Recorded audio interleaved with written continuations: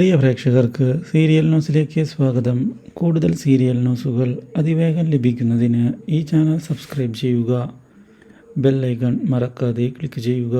Video ഇഷ്ടമായി എങ്കിൽ like ചെയ്യാൻ മറക്കരുത്.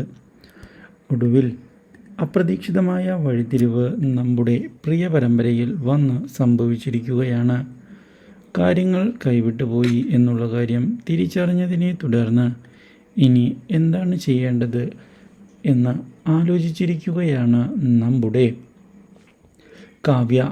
മാത്രവുമല്ല, ഇതേ തുടർന്ന് യാതൊരു മടിയും കാണിക്കാതെ കൃഷ്ണയോട് ചെന്ന് കണ്ട് മാപ്പ് പറയുന്നതിന് തയ്യാറാവുകയും തിരികെ വിളിക്കുകയും ചെയ്തിരിക്കുകയാണ്.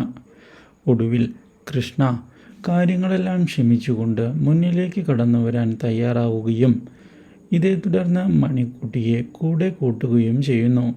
എന്നാൽ ഇത് കാണുന്ന ജയമോഹിനിയും ഭരതും ഈ കാര്യം എതിർത്തുകൊണ്ട് മുന്നിലേക്ക് വരികയാണ്.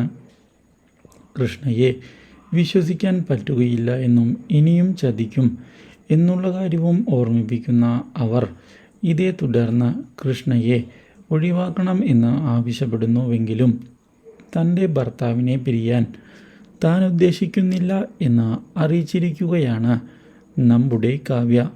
ഇതേ തുടർന്ന് വീണ്ടും കാവ്യ വീട്ടിലേക്ക് തിരികെ എത്തി നമ്മുടെ കൃഷ്ണയുടെ കൂടെ നല്ലൊരു ജീവിതം ആരംഭിച്ചിരിക്കുകയാണ്. Do like, share and subscribe.